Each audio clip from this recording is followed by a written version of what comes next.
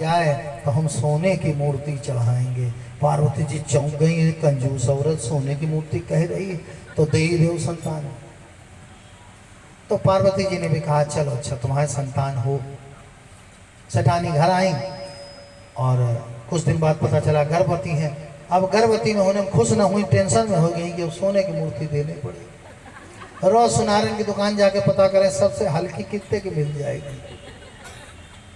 उधर थोड़ी दूर गांव में एक ग्वाला रहते थे, एक भैया खूब गैया पाले थे। तो उनके गैया के बछिया होए, बैल एक बछड़ा होए ना। तो एक बार शिव जी के मंदिर, तो गांव का मंदिर ऐसे खुले में चबूतरे में शिव जी रहते हैं खुले आम।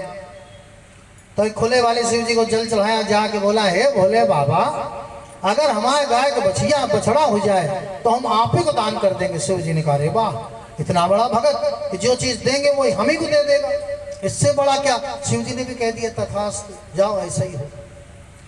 तो इधर ग्वाले के घर बछड़ा हो गया, दूध पिलाया उसने, और सनई की रस्सी जो बढ़िया उससे बांधा, और बांध करके बोले थोड़ा दूध छुटा जाए तब दे। शंकर जी को ने दूध कहाँ से पिलाएंगे बेचारे, लोटा भर पानी लोग डालते हैं, दूध तो देते नहीं, तो पालने लगा। अब देखो भोलेनाथ की कथा, भोलेनाथ के साथ भक्त वैसे भी खूब ठिठोली करते हैं, बड़ी आनंददायक चरित्र है।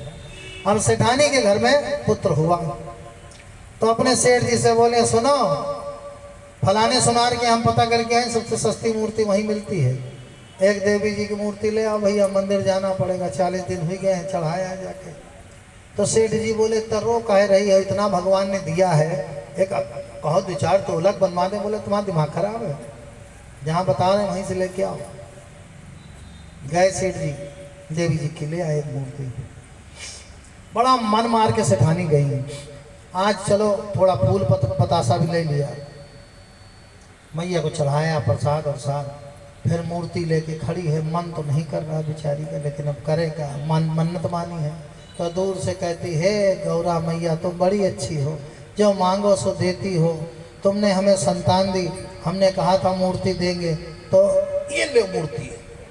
और दूर से जब फेंका तो उनके सर में लड़ी टन से, वापस जैसे वापस हुई तो झोली फैलाई, बोले हमें पता है तुम नहीं दोगी, तुम्हारे पास पहले से इतना है। वापस आई पतिदेव से, बोले ले वही सुनार के दे आओ वापस। वो बोले चढ़ाए नहीं, बोले चढ़ाए तो माता जी बहुत दयालु, वापस कर दी। सेठ जी ने कहा जी वो व्रत है, खैर कोई बात नहीं। माता जी को बड़ा क्रोध आया, ये कलयुग में कैसे हो गए भगत, मेरा सर भी फोड़ गई और मूर्ति भी ले गई, मैं शिव जी से शिकायत करूंगी। इधर पार्वती जी ने सोचा उधर वो जो जिनका बछड़ा था वो बछड़ा लेके आए, शंकर जी के एक लोटा जल चढ़ाए, कहें भैया तुम्हारा बछड़ा ले पकड़ो, और घा में लपेटा कस के, अब तगड़ी गांठी मार के वो चला गया।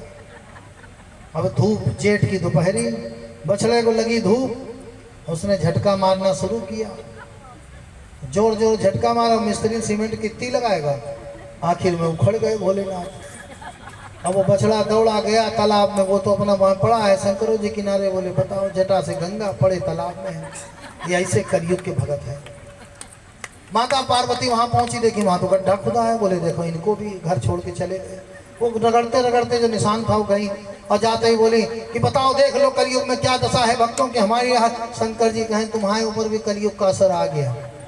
बोले काहे, बोले कलयुग का मनुष्य दूसरे का दुख नहीं सुनता, खाली अपने ही सुनाता है, पहले उसकी पूरी सुनो।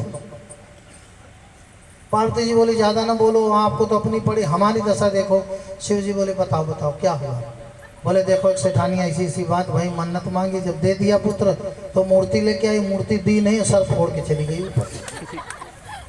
शिव जी बोले एक बात बताओ, तुम अपने मंदिर में हो? बोले हाँ।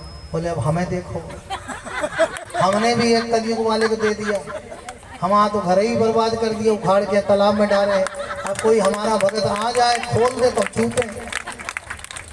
तो कलयुग वालों की तो अजब गजब लीला। तो भगवान से मांग